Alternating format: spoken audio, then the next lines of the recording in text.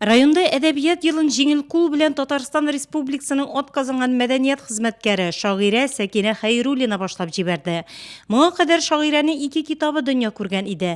200дән артык шигырьне үз эченә алган Яшерәсе серем юк сездән исемле китабын шигърият яратучылар яратып кабул итте. Әлеге уңайдан шәһәр мәдәният сараенда китапны тәкъдим итү кичәсе үткәрелде. Bu kitabım benim üçüncü kitabımın devamı, birinci iki kitabımın devamı diyeyim. Şoluk yaşayış, şoluk kişi küngele, şoluk tırmış. Edebiyat yılı deb ilan etdi, halkның iqtibarın mına qarata yöneltü, elbette endi ol birinci derecede büyüyen kompüterizasiya vaqtında оқушыларның iqtibarın kitapqa yazışı hizmetine yöneltü.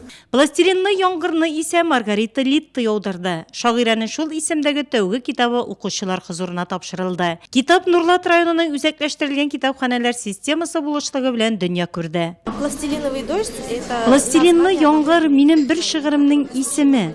Мин аны абыема багышладым. Кызганыч, ул хәзер безнең арабызда юк.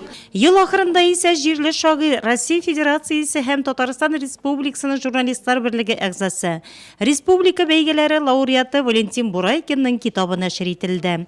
Ул яшәргә кирәк дип атала. Китапны бастырып чыгаруда Рухият фонды ярдәм иткән. Более 100 стихотворений. Минем бу җыентыкка 100дән артык шигырем керде, шул исәптән поэма. Китап 5 бүлектән тора. Беренче бүлек китап исеме белән атала. Минем бу 3нче китабым. Мин гомер буена иҗат итәм. 2 рус һәм чуаш телләрендә шигырьләремне язам.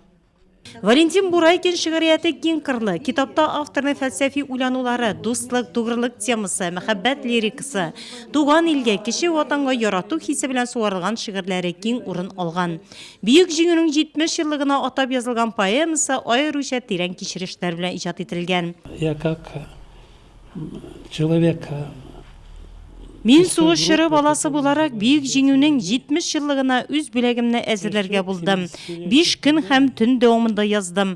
Декабрь азагына үземнең күптәнге хыялымны тормышка ашырдым. Сугышчы балалары турында бу поэмам. Якташыбыз Идеал Галауддиновның, шагыйрь, рәссам Гакил Сагыровның якты истәлегенә багышлап язылган китабы нәшер ителүдә әдәбият сөючеләргә зур бүләк булды. Үзе турында һәм барысы да аның турында исемле китапны тәкъдим итү кичәсе Биккыл авылында узды. Антонина Халипованың Йөрәк хәтерле исемле беренче шигырьләр җыентыгын тәкъдим итү, җирле каләм ияләренең иҗат кичәләрен үткәрү, укучыларда китапка карата мәхәббәт тәрбияләү, районның үзәкләштерелгән китапханәсе системасында ел дәвамында алып барган эшләрнең берничәсе генә.